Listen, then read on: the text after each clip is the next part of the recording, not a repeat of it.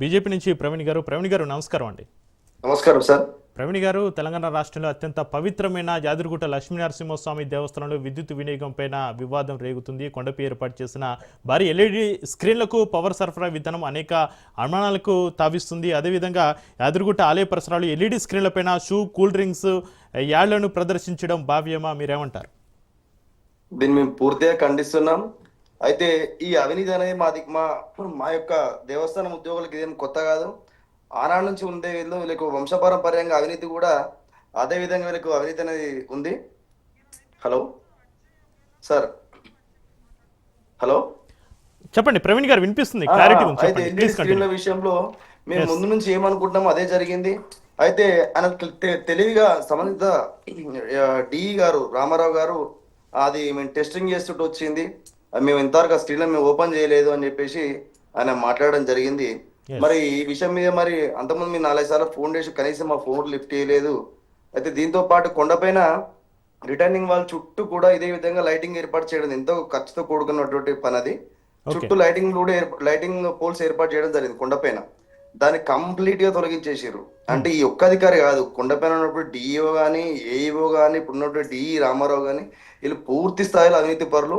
అయితే మొన్న కూడా ఆయన సస్పెండ్ అయిన తర్వాత మళ్ళీ ఎక్కి మళ్ళీ ప్రమోషన్ ఉంది. అంటే ఒకప్పుడు కేవలం రెవెన్యూ శాఖ మాత్రమే అవినీతితో ఉండేది, కానీ ఇప్పుడు మాత్రం ఎండోమెంట్ పూర్తిగా అవినీతిమయం అయిపోయింది. ఈ సెక్షన్ లో వీళ్ళు మెయిన్ గా ఆర్టీఐని అడ్డం పెట్టుకొని, అంటే ఆర్టీఐకి వివరాలు ఇవ్వరు అని ఆర్టీఐని అడ్డం పెట్టుకొని ఇలా ఆడిందే ఆట పాడిందే పాటగా ఈ రోజు వీళ్ళు వ్యవహారం చేస్తా ఉన్నారు. దాంతో పాటు కొండపైన గతంలో వీళ్ళు ఎక్కడైతే పోస్టింగ్ పొందుతారో రిటైర్మెంట్ కూడా అక్కడనే అవుతుంది. దీనివల్ల వీళ్ళకు భయం అనేది లేదు. ఏ రాజకీయ పార్టీ వస్తే ఆ రాజకీయ పార్టీలో చట్టాలు పట్టాలు వేసుకొని తిరగడం, ఆ ఎమ్మెల్యేతోటి వీళ్ళు సంబంధాలు పెట్టుకోవడం, హైదరాబాద్ నుంచి వచ్చి మంచి మంచి ఆఫీసర్లకు దర్శనాలు చేయించడం ద్వారా వీళ్ళ మీద ఎంక్వైరీ అనేది లేదు. ఇప్పుడు దాదాపుగా రాష్ట్రంలో ఉన్న అన్ని శాఖల పైన కూడా ఏసీబీ కానీ, ఈడీ కానీ, ఎన్ఫోర్స్మెంట్ డైరెక్టర్ కానీ ఇవన్నీ రైడ్లు జరుగుతాయి. కానీ ఎండోమెంట్ శాఖ సరికి వచ్చేసరికి మాత్రం వీళ్ళు చాలా తెలివిగా తప్పించుకుంటారు. ఒక్కొక్క ఉద్యోగి వీళ్ళు జాబ్ ఎక్కినప్పుడు వీళ్ళు ఆస్తులు ఎంత, ఇప్పుడున్న ఆస్తులు ఎంత, వీళ్ళు విదేశీ పర్యటనలకు ఎందుకు పోతురు, ఏ ఉద్దేశం మీద పోతురు, అక్కడ ఎన్ని కోట్ల ఆదాయం వస్తుంది, ఇంతవరకు వీళ్ళు శ్వేతపత్రం విడుదల చేయలేదు. అంటే దీన్ని బట్టి మీకు ఏమన్నా సార్, ఓన్లీ డిఈఓ, ఏఈఓ ఇద్దరు మాత్రమే పోతారు, వాళ్ళతో పాటు పంతులు పోతారు. అయితే ఆగమ శాస్త్రం అనేది కేవలం మరి మనం మాలాటోలు పాటించడానికా, లేకపోతే దేవస్థానంలో పాటించాలనా?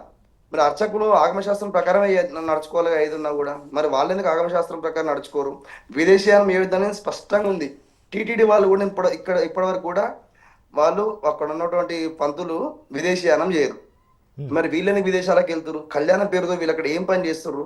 ఇక్కడ పాలన మొత్తం గాలికి వదిలేసి ఒక డిఈఓ అధికారి 40 రోజుల నుంచి కన్నా ఉండు, మొన్న ఈఓ ఇచ్చిండు. ఇప్పుడు గతంలో ఉన్న ఈఓ ఆయన సెలవు పని మీద ఆయన ఫారెన్ లో ఉన్నాడు. ఇప్పుడు ఇన్ఛార్జ్ ఇచ్చిన ఈఓ డ్యూటీకి రాడు. ఎవరిని అడగాలి? కుటుంబ సమస్య వస్తే ఎవరిని పట్టుకుని అడగాలి? మేము ఈ భక్తులు ఇబ్బంది ఎవరు పట్టించుకోవాలి?